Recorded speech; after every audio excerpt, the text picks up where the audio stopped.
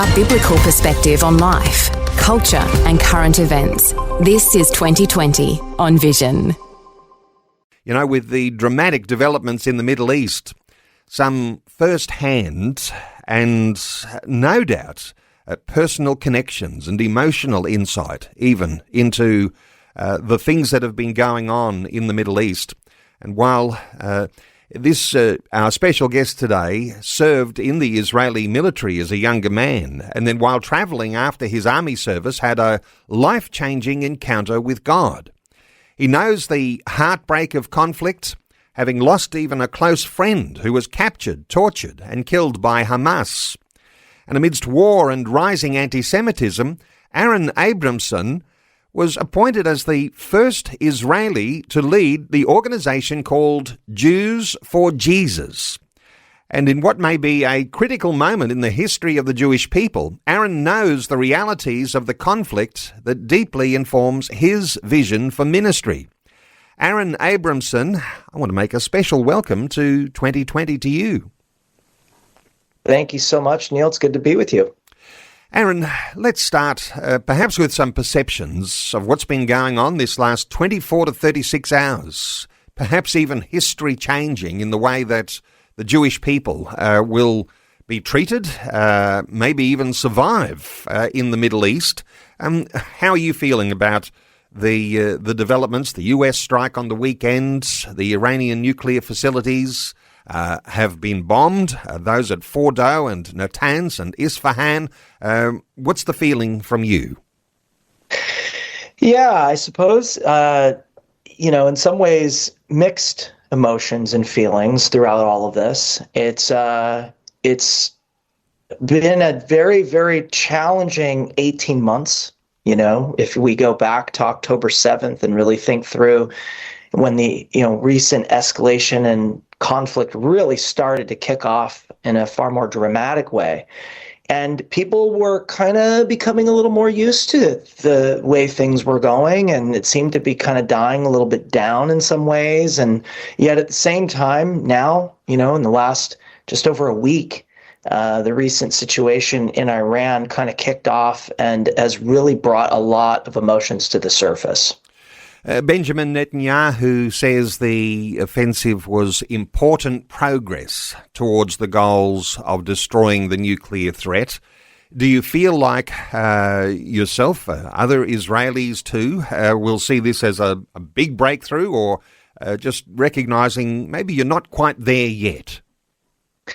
Well, I think that most Israelis are aware and understand that behind a lot of the recent attacks over the last number of years, whether it's the Houthis or whether it's Hezbollah or whether it's Hamas, Iran has really been a key player behind the scenes. And so they've made it no secret that they would love nothing more than to see Israel knocked out completely, and really look for opportunities, whether it's civilian casualties, military casualties, kidnappings, all of the above.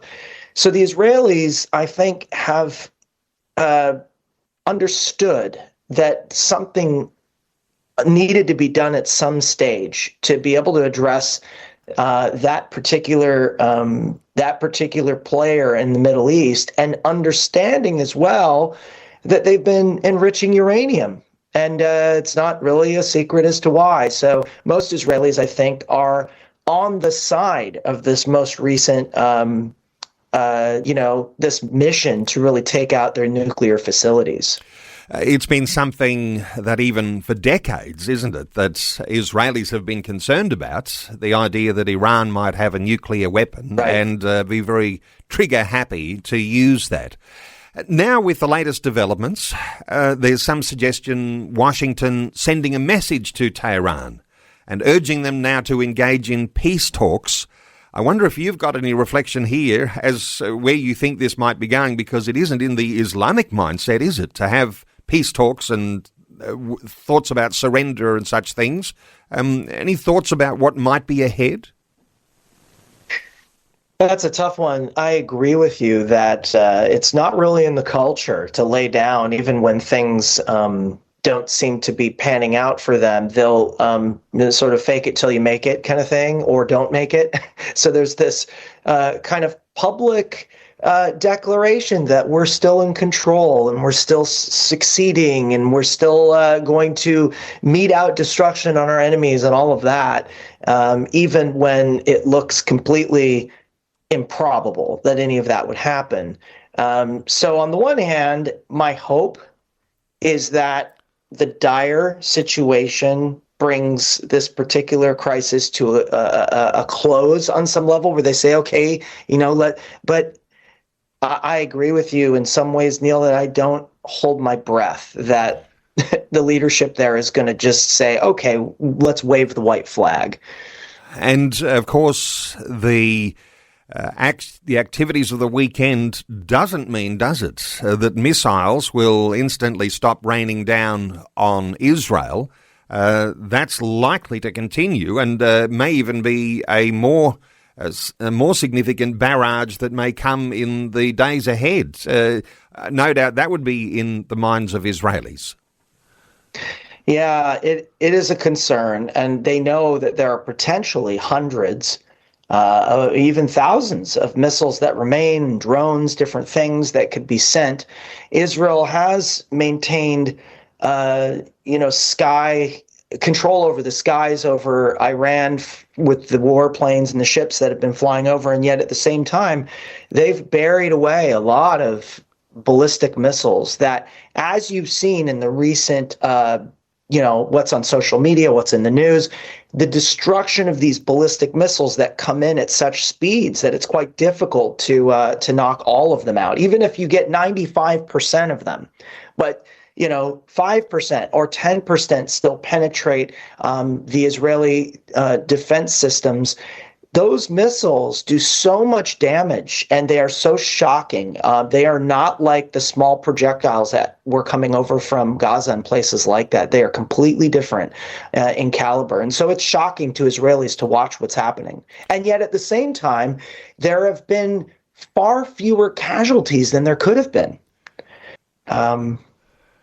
And we might even put that down, as I know that a lot of our commentators do, to some level of miraculous intervention or capacity that is given in some ways, a divine ability to be able to resist some of that. And of course, there has been missiles raining down, but as you say, it's the destruction has not been as much as what some might have anticipated with the number of missiles that have come against Israel. That's totally true. That main hospital attack, Soroka Hospital, I believe, and you see how they had recently just moved all of the patients down to the lower level. And if they hadn't moved them, there would have been dozens, potentially, many, many, many more casualties. So I do believe that God is involved in all of this. I can see that, and I think others can as well. Let me ask you about Jews for Jesus, and we'll talk about this through our conversation, but your organisation, the organisation you lead, has been providing aid and comfort to hundreds of thousands who've been affected by war and poverty and disaster. Right now, as things stand, what are your team working on in Israel? Yeah, that's a great question. We've got a team of around 70 staff, and then by extension, their families, their children, and all of those different volunteers and people that we work with that are really the boots on the ground. We get out there and we recognize that when these things happen, people are struggling, people are in need. And our team has been wonderful in that they are very quick to pivot, to find opportunities to really come alongside people that are hurting. And so as soon as these attacks were happening, our teams would look online at where the ballistic missiles were hitting, and they would go alongside the first responders and just provide hospitality, basic necessities, any kind of things that they would ask them for. They would come alongside to encourage, to share spiritual prayers and other things with people. And they were so grateful that they were interviewing us on Israeli secular media, because it was just, what are you guys doing this for? And we're able to say, well, we're also Israeli, but we also have hope. And let me tell you a little bit about that. And it gave us tremendous opportunities to do that. And so that's kind of really where we're coming from. We might talk some more about, being on Israeli secular media. But Jews for Jesus, you've got an outfit in North America, in Europe. Of course, you're based in Israel too, South Africa. Countries of the former Soviet Union, here in Australia.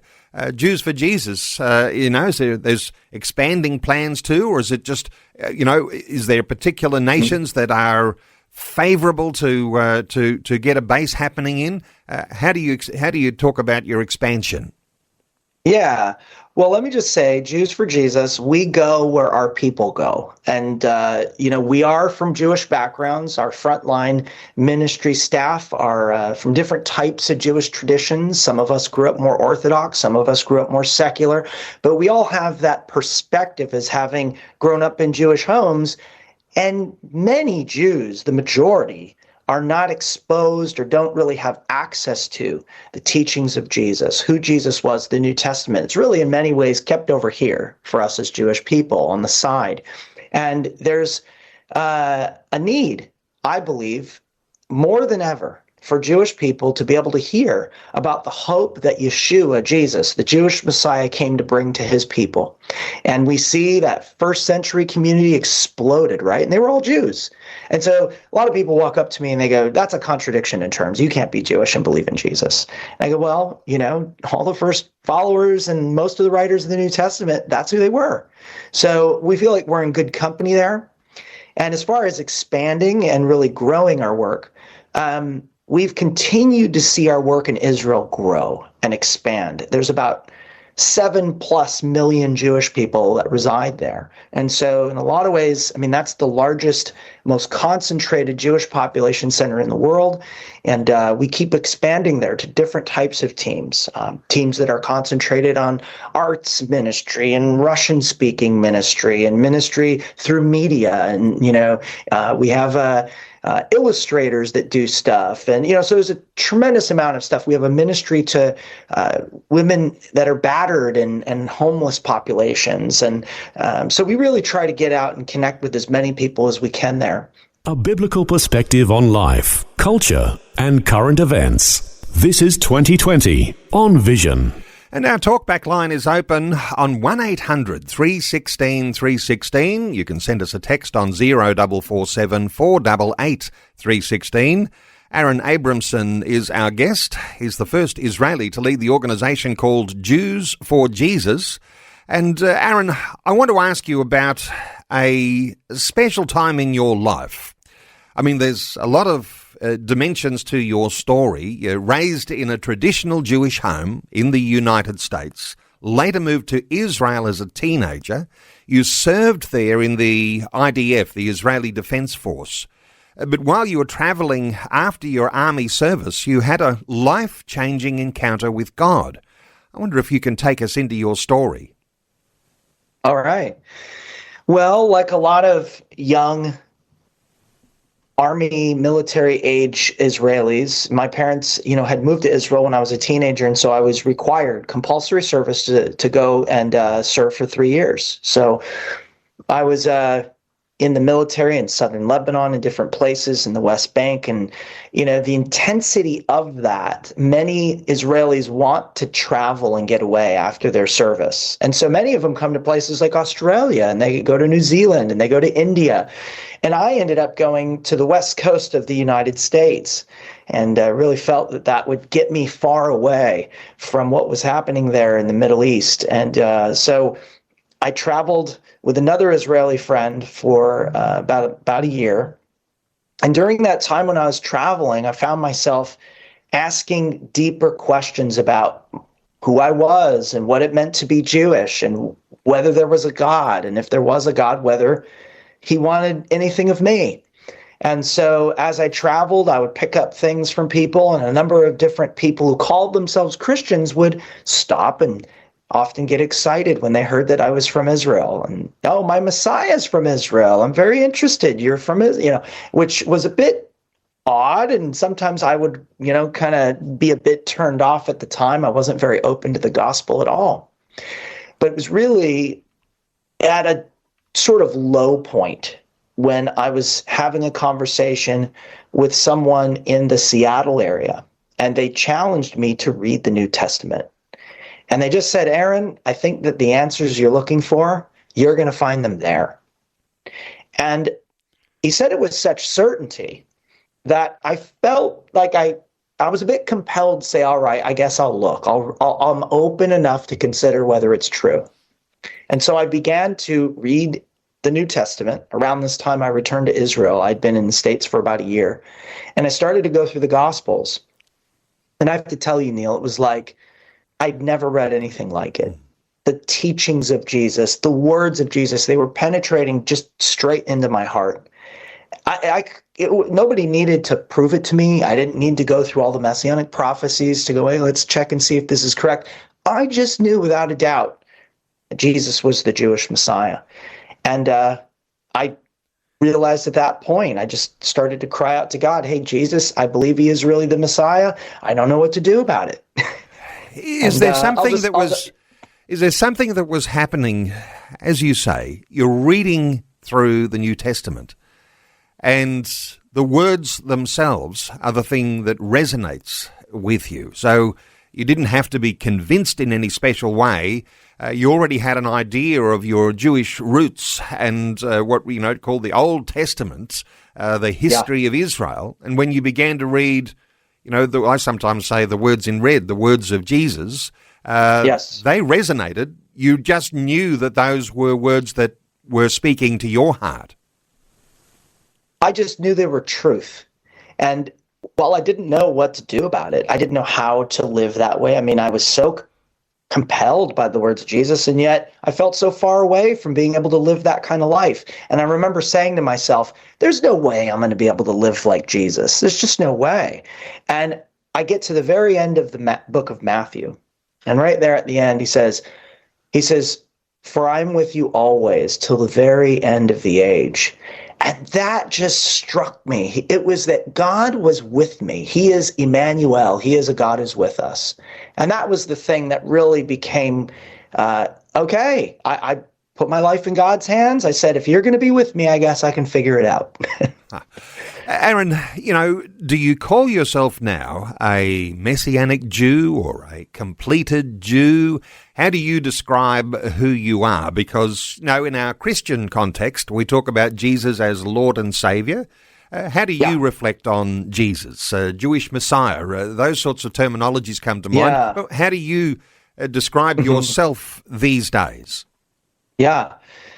Well, there's a number of different terms that I've used to describe myself. Jewish follower of Jesus. I've said that I'm a Messianic Jew. If somebody says, well, you're a Christian, I'd say I am a follower of the Christ, the Messiah, so you can call me that as well. All of the above, I find I'm comfortable with that. It really depends on the person. If you're in Israel and you call yourself a Christian, they may not understand what you mean because they have Coptic Christians and Catholics and all sorts of different things. And so I try and say in Israel, I would say Ani Yehudi Mashiach, which means I'm a Messianic Jew. I'm a Jew who believes in the Messiah. But all of those things, And so when they say, we try to contextualize our words and our message, and yet at the same time, we don't want to create confusion or be unclear about who it is that we're following. So sometimes Israelis, in Israel, they call him Yeshu. I don't know if you know this, but yet his name in Hebrew is really Yeshua. But in Israel, they've shortened it. They call him Yeshu, which is actually not really his name. And so sometimes they go, wait, when you say you follow Jesus, do you mean Yeshu? And I say, yes, it's Yeshu. Yeshua, those is really his name. And we have a conversation a little bit about that. But I want them to be clear about who it is that I follow. And do you find that the critics might be the more Orthodox Jews, might say all of a sudden you're trying to proselytize Jews? It's a little different because, we have in our Christian context an idea of evangelism, but we often struggle with, is it something a little bit different for Jews? How do you describe the sort of outreach that you do as a way of introducing Jesus as Messiah? It's just that. I think, Neil, we introduce people to the Jewish Messiah. We want Jewish people to be able to explore and have an opportunity to think for themselves about it. I often say, in fact, we just had an event here in Sydney the other day with a group of Israelis that were coming to barbecue together and share and ask questions, many of them not believers in Jesus at all. And they would ask me, why it is, what it is that I believe and why I believe and what am I trying to do, they said. And I came back and I said, look, I'd like everybody to have an opportunity to benefit from the same things I've benefited from in discovering my Jewish Messiah. But that's for you to decide, and that's for you to explore. And I wouldn't want anybody to believe this just because I believe it. I'd want them to ask God for themselves and to explore the evidence and to consider whether he may be the Messiah. And so that's really our approach, is to just kind of make sure that the options on the table, that Jewish people can explore Jesus and have that opportunity.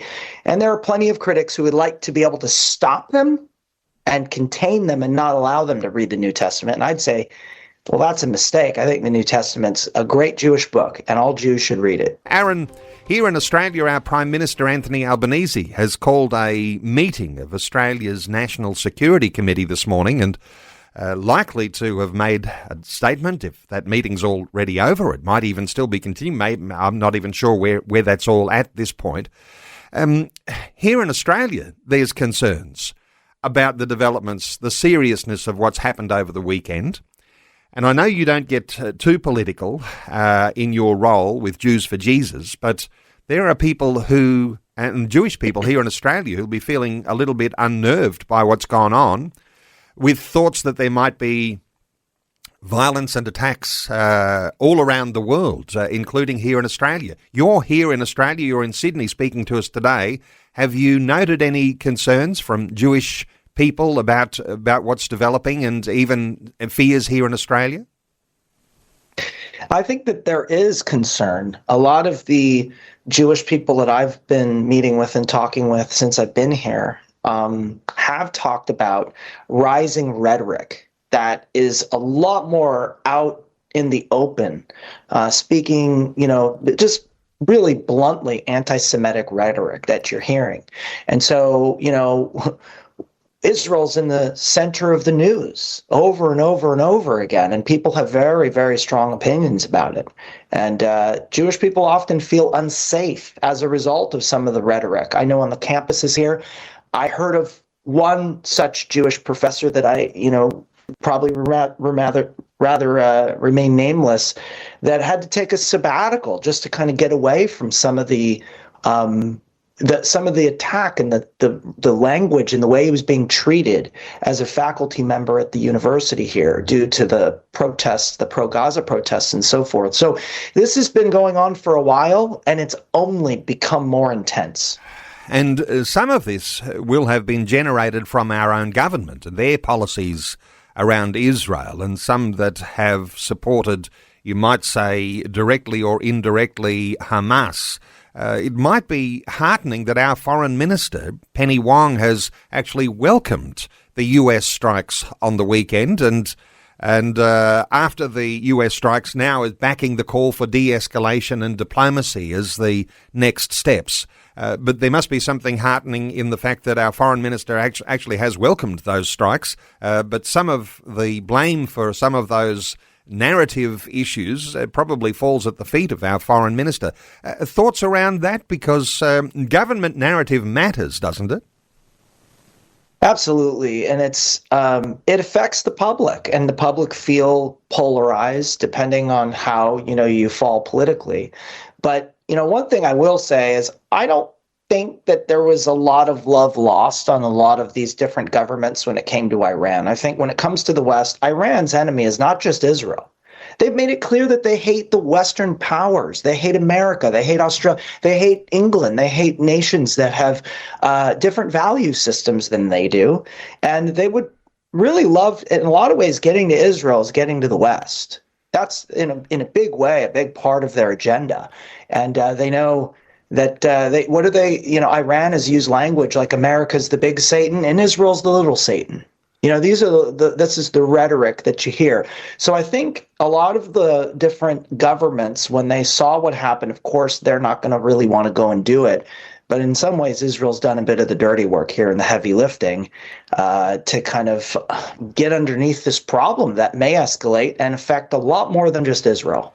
Let's take some calls. 1-800-316-316. Richard is in Alstonville in New South Wales. Hi, Richard. Welcome. G'day, guys. I had two questions. The first question is, I almost got sucked in years ago by the whole, hate of Zionism and all the rhetoric that goes around that. Do you think that there is a push, especially from the left, a lot of woke movements and stuff, if they call it Zionism instead of Judaism, that they can attach political hate towards it? Interesting dimension there. Thoughts from you, Aaron? Yeah, that's a very interesting question that has a lot of research being done on it. I think there's a lot of evidence that would point to today's modern movement, which is an anti-Zionism movement, is really just another cloaked version of anti-Semitism that's existed in the past. It's really finding, sort of demonizing whether it's the state of Israel or the purpose of having a state or whatever those political agendas have been. Not to sort of say that Israel's a perfect country and that there aren't things to be critical of or to think about, but to single out Israel the way that has been done globally is a scary thing. And whenever it happens, Jews start to kind of get worried. Like, okay, it seems like we're the pariah here. And, in many respects, we're responding to attacks that came to, Israel's soil. It wasn't something that I think Israel would ever want to engage with if they didn't feel completely up against a wall with the level of threat that these groups pose. So that would be my response. Richard, you had a second element. Need to be quick. What were your thoughts? Yes. I've been listening to a few podcasts and a few different people, ex-military people and different people talking about the difference between Sunni and Shiite. And do you believe there's any truth to the fact that the Americans have backed a lot of Sunni-based groups over Shiite groups, and it's causing a conflict in the Middle East? Yeah, a quick response here, Aaron? That would be something I'm really less clued in on. There are others who would know far more than I do. I do know that I think that politics is a complex business, and how they sort of support and back different groups sometimes has mystified me. I know at times it's struck me as strange where, maybe they support somebody and then they don't because they become too extreme. But it is, the rhetoric is concerning that we're hearing from really both camps. But I wouldn't know how to comment on the specifics of the U.S. Backing of. Okay, yeah. Richard, thank you so much for your call. 1-800-316-316 to join in our conversation today. Let's take another call. David is in Redcliffs in Victoria. Hello, David. Welcome. Shalom. And to you. How are you guys? It's good to hear a fellow believer. Good. Okay. What are your thoughts here for Aaron? Yes. For Aaron and also anyone who is listening out there, I think a lot of believers in Yeshua need to take a stand and really understand what they believe. And if they are including Islam as an Abrahamic religion, I think they need to study more. Okay. Aaron, any thoughts here for David? I think is something to be said about that. I think that there's a level of concern and there's a threat here, and understanding what's behind it is an important thing. I think some people will just blanketly say things like, Islam's just a peaceful thing. And, these guys, they're being, sort of painted with one brushstroke. And I do think, though, that when you drill down to the tenets of some of these faiths, they are not all the same. They are different. And I think that's an important distinction to be made there. David, anything further to add? That's for sure. The God of Abraham, Isaac, and Jacob are definitely different than the silly, I have a few words for the police be upon Muhammad. But, I think people need to study a lot more and do the polemics and evidences to see whether Islam is true or not. David, I want to thank you for a good contribution to our conversation today. David in Redcliffs in Victoria. Hey, what I don't want to miss is your reflection and perhaps even the heartfeltness, Aaron, around what's going on in Israel right now. And we did talk briefly about the good work of Jews for Jesus, working alongside people on the front lines of first responders, even where missiles are raining down in places like Tel Aviv. You've had a very close connection to all of these sorts of traumas right from when all of this flared up a couple of years back. You lost a close friend who was captured and tortured and killed by Hamas. Can you share a few thoughts here about your own connections there? Yeah, I think that was one of the pivotal moments for me spiritually in many respects. But as a young person living in Israel, I attended an Orthodox yeshiva, which is where you might go to study and become a rabbi at some point and all of that. And I was just new there. But one of my closest friends in the yeshiva was a gentleman from Canada originally who had immigrated to Israel. And we became close friends. And, at some point he was enlisted and went in to serve in the Israeli military before me. And when I was I think I was in basic training when this happened. I discovered on the front page of the Israeli newspapers that my friend, I recognized his name and his photo, was missing. And a number of us went back to Jerusalem where we were living, and he had been on his way as a soldier to an interview for officers training in Israel. And some people dressed up in some kind of an outfit and pretended to be Israeli. And back in those days, sometimes we used to hitchhike. And so he was waiting for a bus, or maybe he was going someplace and hitchhiking, and they pulled over and they, at gunpoint, captured him. And so we searched for him, hoping we'd find him. But what had happened was they tortured and killed him. And so that really caused me to spiral. I felt a lot of animosity, a lot of anger. Why did God allow this to happen? That sort of thing. And it really sent me on a spiritual journey in many respects. Was that part of what really made you search for issues around what these things meant? Because when you go through those things that are emotionally traumatic, you may be even more heightened in the way that you are looking for answers. And I wonder if you've got any reflection there, because my suspicion is that that you're about to say, yes, that does heighten your search for meaning and reality, and whether that actually is having an effect more broadly across Israel at this time when people are losing or having loved ones injured in these missile attacks. Yes, I would say that is something that we have found consistently throughout conflict, and after October 7th was a growth in that response. And that's certainly what happened in my life. I mean, not immediate. It took some time because I was in the Army for another 2.5 years. I had 3 years, to serve, and I was only in my first 6 months when this happened. But it made me in some ways a bit angry, and almost bitter toward God, but at the same time asking God why. And I believe when we turn to God and we ask God why, He's big enough to be able to respond to those questions. And if we really want answers, I think that we can find them. And that was what happened for me. He graciously began to extend himself as I began to search, even though I was somewhat angry. Many Israelis today are experiencing, I believe, something similar. You know what happens, Neil? A lot of people, they build hope up in Israel's made a peace pact with the UAE or with this group, the Abraham Accords. Things are good. They're on a good track. Our politics are good. Our economy is good. And you begin to trust in those things. But when something like this comes, it undermines all of that foundation. And you start to say, well, I don't know, maybe I need to leave Israel. And then you leave Israel, and guess what? Anti-Semitism is at such a level that you start to say, well, where am I going to go?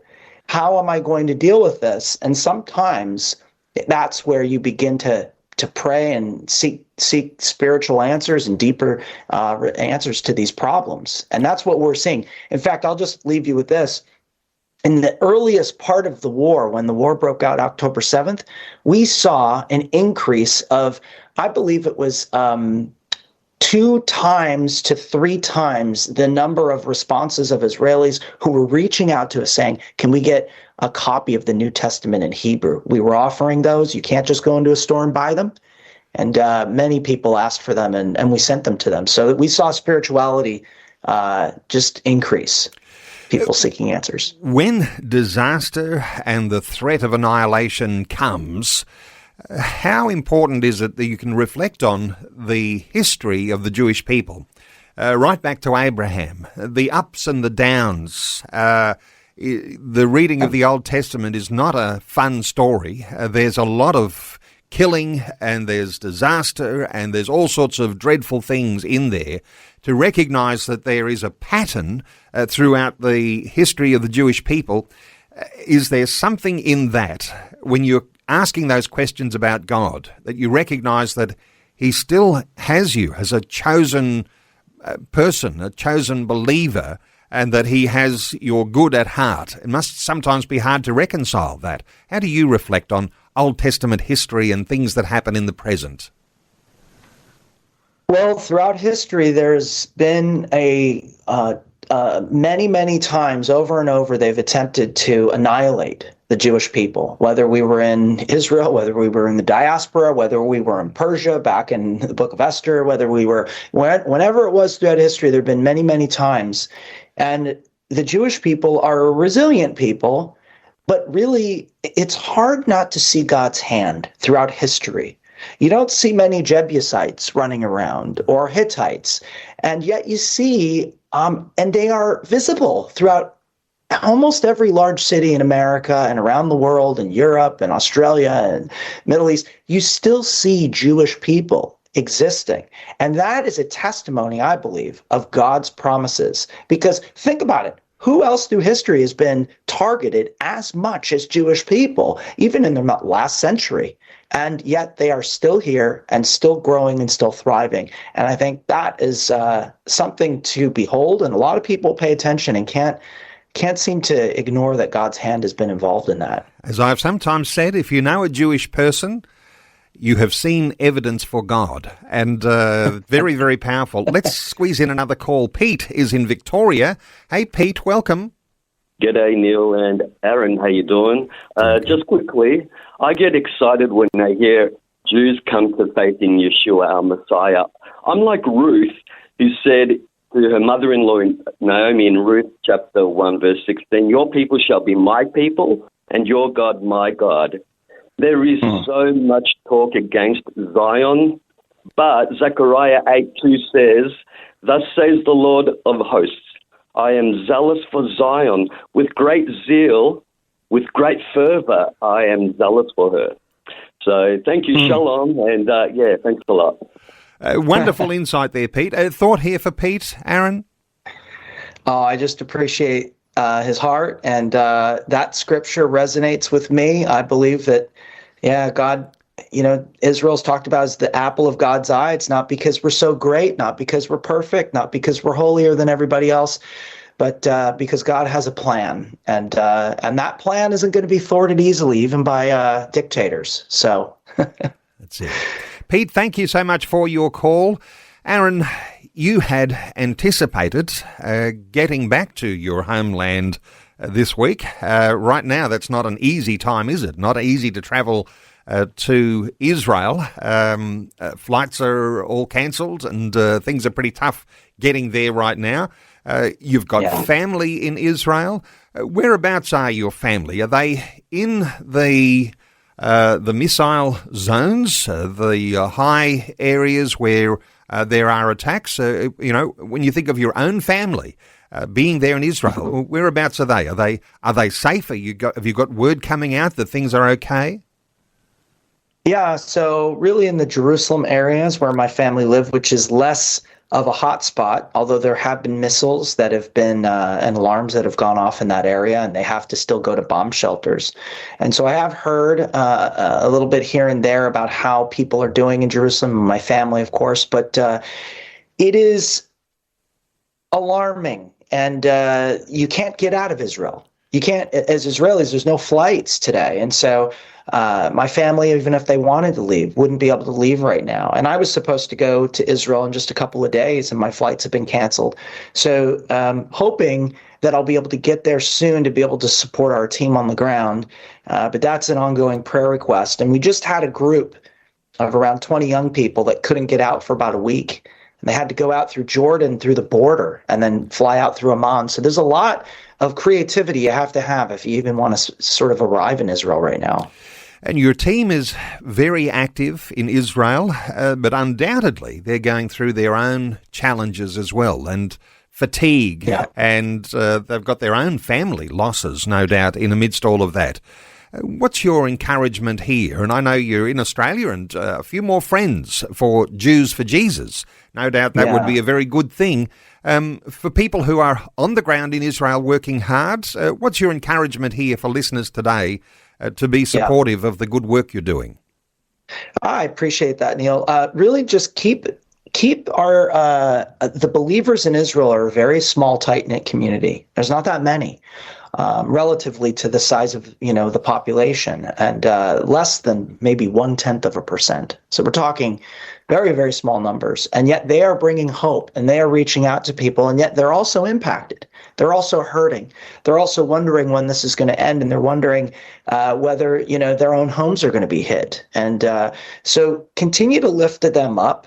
If people want to find out a little bit more, our JewsForJesus.org site, we've got some different articles and different things on what's happening, and we have some social media. There's also a social media team called So Be It, and that's on YouTube. That they go out on the streets and they do different things, and there's a lot of good videos on So Be It of just the everyday Israeli and what's happening. But just pray for protection, and pray really for the Prince of Peace, that people's hearts would be receptive, that they'd be open to that new work, that just as I experienced, that many of them would be able to open their hearts and experience that same new life. No doubt there'll be listeners right now who will keep Israel in their prayers, and that command, really, pray for the peace of Jerusalem, which really, in some sense, you could say is praying for the peace of the world. And if things that are going on in the Middle East right now are indicative that is very, very true. That website, JewsForJesus.org. You've been in Australia for a few days, Aaron. Speaking engagements, if you can't get back home, you might be here for a little longer. I don't know. Are there any speaking engagements that listeners can participate in now, or is there something online that they can see that you've said while you've been here? Yeah, so I believe that there's some things coming up that if you want to look and find out a little bit more, and you can also reach out. We do have a local team that's here, and Jews for Jesus in Australia. But I believe one of our team members is going to be sharing at Elohim Church on the 25th, which is in a couple days. I know that Christian City Church, C3 Church, on August 17th. I believe a brother by the name of Bob Mendelson, a Jewish believer who's lived here many years, is going to be sharing there. Earlwood Indonesian Presbyterian Church on the 24th of August. Again, Bob Mendelson. And I believe there's another one called Marabra Baptist Church, and that's on September 7th. So there are from time to time different meetings here that feel free to come and cheer us on and come hear a message from a Jewish believer in Yeshua. Okay, so the website Jews for Jesus, and you can find out those speaking dates there, hopefully when you visit the website or visit that social media, So Be It. Aaron Abramson, just wonderful getting your insights. Thanks you so much for sharing your heart with listeners today on 2020. So good to be with you, Neil. Thank you guys for having me. Thanks for taking time to listen to this audio on demand from Vision Christian Media. To find out more about us, go to vision.org.au.